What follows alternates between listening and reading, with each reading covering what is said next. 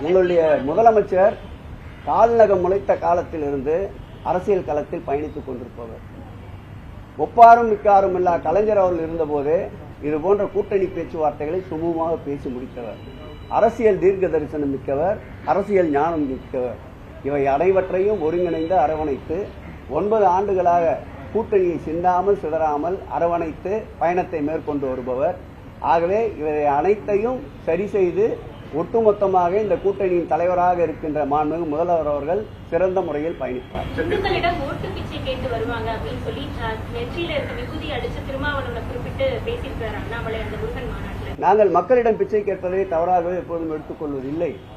ஏனென்றால் நாங்கள் அடிப்படையிலே பாமரர்களை, உழைக்கின்ற தொழிலாளர்களை, உழைக்கின்ற சாமானிய மக்களை அவர்களை நம்பி ஆரம்பித்த இயக்கம், அவர்களுடைய வாழ்வின் முன்னேற்றத்திற்காக ஆரம்பிக்கப்பட்ட இயக்கம்.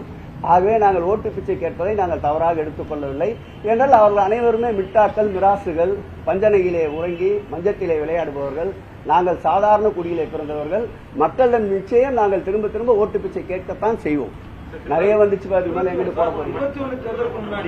21 தேர்தல்ல பாஜக வேல் யாத்திரை நடத்தி 4 எம்எல்ஏக்கள் சட்டசபைக்குள்ள போயிருக்காங்க. இந்த முருகன் மாநாடு பாஜகவிற்கு ஆதரவா இருக்கு நினைக்கிறீங்களா, எதிராக இருக்கு நினைக்கிறீங்க? ஒரே ஒரு விஷயம் தான்.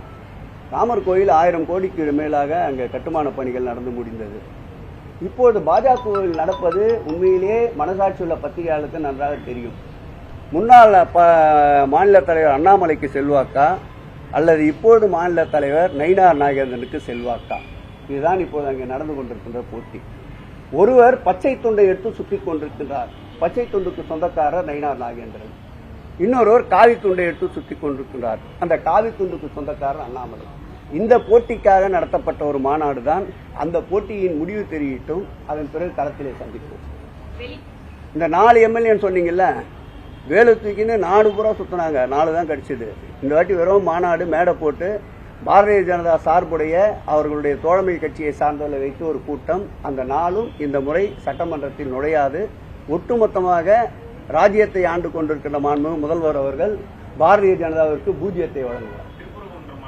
திருப்பி எவ்வளவுதான் போடுவேன், இன்னைக்கு போதும். எல்லா மேட்டரும் முடிச்சுட்டு இது எங்க போடுவீங்க? நான் சொன்னேன்.